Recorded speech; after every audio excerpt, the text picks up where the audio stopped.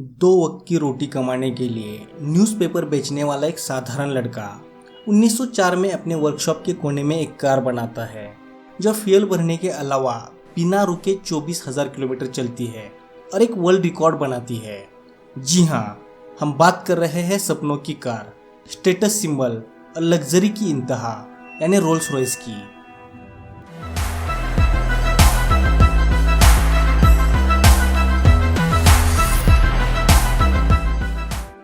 दोस्तों, अगर आप भी रोल्स रॉयस जैसी कार लेने का सपना देखते हो और उसे पूरा करना चाहते हो तो आपको अपने समय का सही इस्तेमाल करना चाहिए।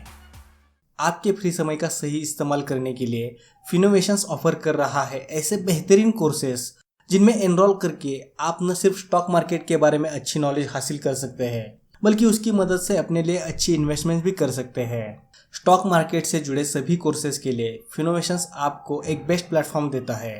इनके स्टॉक मार्केट कोर्सेज में अब तक 20,000 से ज़्यादा स्टूडेंट्स एनरोल कर चुके हैं, जिनमें 4 बैचेस ऑलरेडी कंप्लीट हो चुकी है और 5th बैच आने वाली 20 जून से स्टार्ट होने वाली है। आप अपने सारे डाउट्स लाइव क्लास में ही क्लियर कर सकते हैं।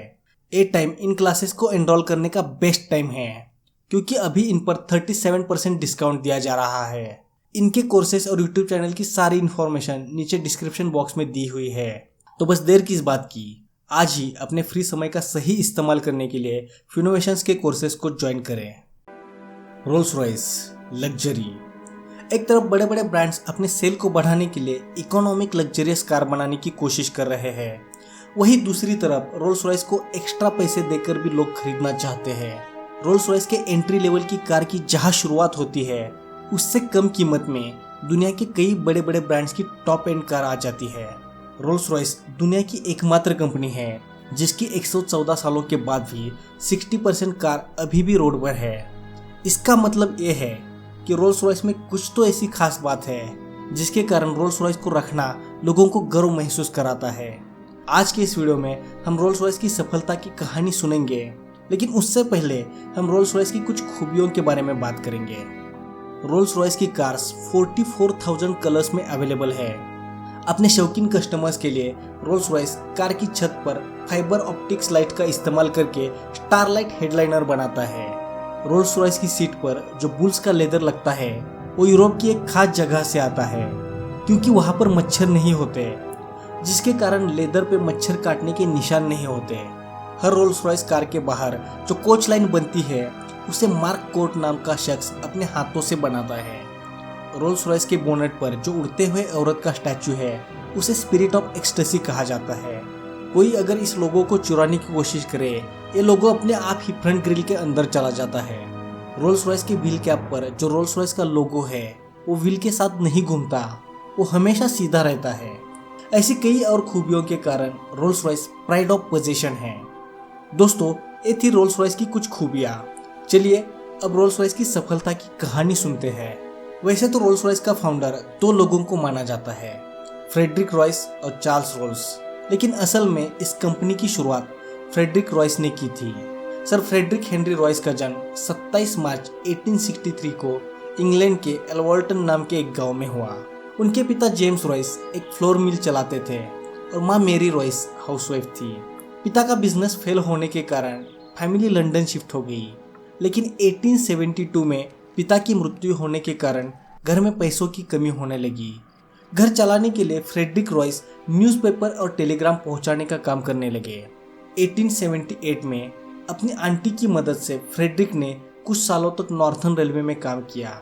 1882 में फ्रेडरिक लंदन में एक इलेक्ट्रिक कंपनी में नौकरी करने लगे, जहां पर वो रास्ते पर लाइट्स लगाने का काम करते थे। 1984 में अपनी कुछ सेविंग से फ्रेडरिक ने अपने दोस्त के साथ मिलकर FH रॉयस एंड कंपनी नाम की एक छोटी कंपनी शुरू कर दी जो बिजली के छोटे छोटे पार्ट्स बनाने का काम करती थी। अगले 10 सालों के बाद यही कंपनी डायनामो और इलेक्ट्रिक क्रेन बनाने का काम करने लगी। 1899 में फ्रेडरिक ने अपनी कंपनी को रॉयस लिमिटेड नाम से फिर से रजिस्टर किया, लेकिन जर्मनी और अमेरिका से आने वाले क्रेन्स और डायनामो से कंपटीशन बढ़ता जा रहा था, जिसके कारण कंपनी का मुनाफा कम हो रहा था।